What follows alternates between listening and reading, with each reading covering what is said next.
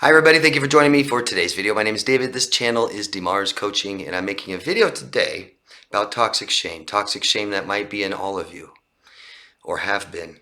And this is the toxic shame that we find in narcissistic people, specifically people diagnosed with narcissistic personality disorder, people that we've allowed into our life.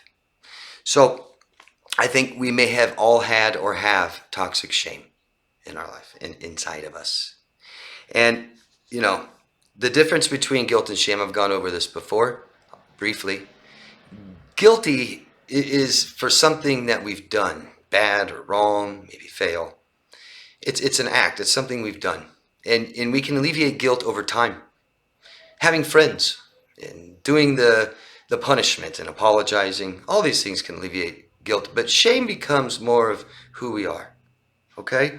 And it lowers self-worth. So anything that deems us unworthy causes shame. So we all have needs and wants and feelings.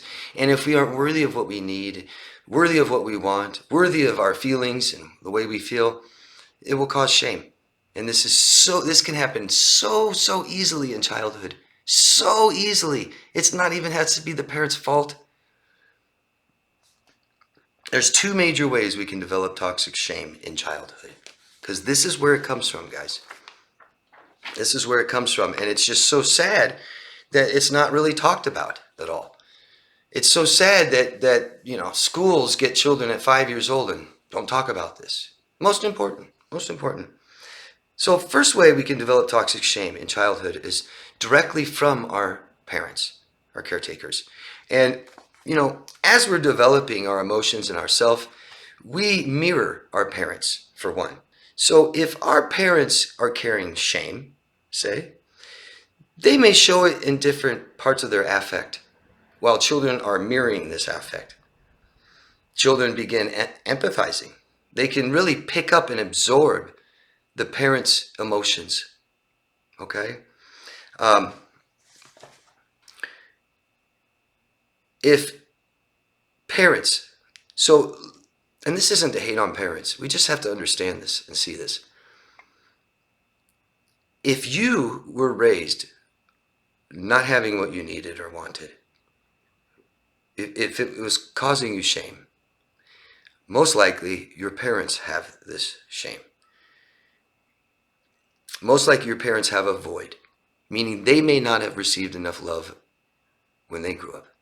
And if they have not healed this, they carry shame. And so can children, just because of that. The second way is neglectful parenting or narcissistic parenting. Not to call them narcissists, but they may not even understand. They may not know proper care. And again, anything we're denied of that we need and want for our feelings, things like this, it causes shame. And it's so easy, I'm telling you. Infants, small children, infants, they can get aroused so easily. A torn page in their book, a broken toy, loud noise, parents screaming, fighting, just not there long enough in front of them. And they get aroused, they get excited, they can't handle their emotions. It's too much. And they reach out for their parents to help being regulated. The parents pick them up, regulate their emotions. Eventually they start doing it themselves. But when the parents deny them, even for a second, it causes shame. This could be a pattern throughout childhood, okay? One of the worst things I've heard from parents, and this isn't to cause any more guilt or shame for any parents watching that has done this, it's extremely common, and I understand it. We have the best intentions to stay together for the children. I'm going to stay together for the children. And if your parents carry void, if they have void, if they carry shame, you'll see this in maybe addictions they may have. They may work too much. They may sleep too much, be gone. They may fight a lot together. They might just ignore you. Emotional breakdowns, mental breakdowns. So this is why we allow narcissistic people in our lives. People that have narcissistic personality disorder, they say have a fragmented self, but they have actually rejected who they are altogether. And that is the most shame. Not even being aware of who we are causes shame. Something we keep secret. Shameful. Narcissists completely reject their self. They reject their childhood. They reject bad experiences they've had. They don't want anyone to know who they are. It's a secret. And so we identify with shame. We are attracted to people we identify with. And we come across narcissistic people that carry a ton of shame. I don't know how conscious of it you are. We get distorted views of our abusers. We empathize with shame. We started with our parents. We identify this in others and we empathize with them. We want to help them, take care of them. We try to heal others over ourselves because we are unworthy. So, a very damaging stage of trauma is denial. Trauma can be in a single event and something that is too much for us to handle mentally, emotionally. We tend to not understand it. We'll feel powerless, helpless, guilt, shame, and denial. It can be extremely difficult for me to help someone identify the problems in their childhood, the shame that they may carry. I have good success with it, but it's probably the most difficult. We protect our family. We don't want to say anything bad about our parents. We can believe that we're responsible for our whole family, the problems that our family has, because that's maybe what they taught us, that it's our fault. We're the bad ones. Only bad part of the family is us, you. So we can have single events of trauma. But what we're talking about here are constant experiences. Constant experiences, maybe being abandoned every day. Mom stays on the phone, tells us to hush up. Shame, abandonment. This could literally happen every day. It could be perceived abandonment. Parents totally not aware they're doing it, how they were raised. And that's the cycle. Shame becomes who we are. We become shame. Just like somebody that is very angry all the time. Not angry at a single event. An angry person. Not ashamed of a single event. A shameful person. And you can see this in others. You can see this. You'll see this in people that attack others. I don't mean rob. Online.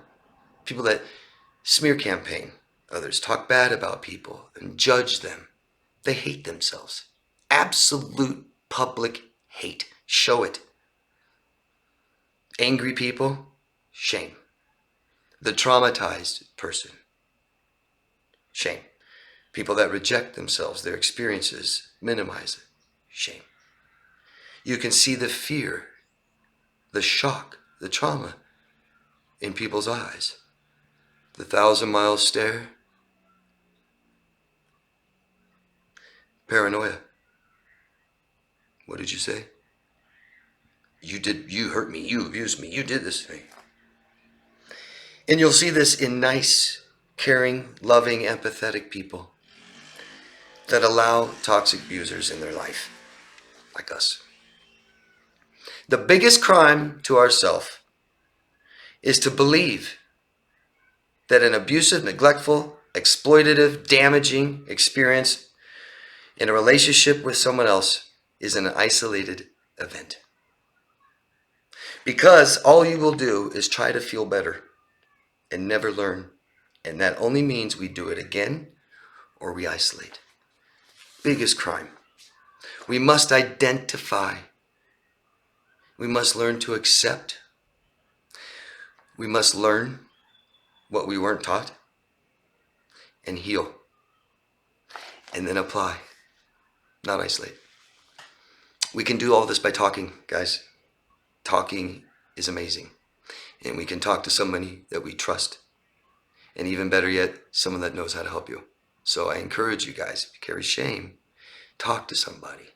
Professional is always the best. We can look for support in our family and friends.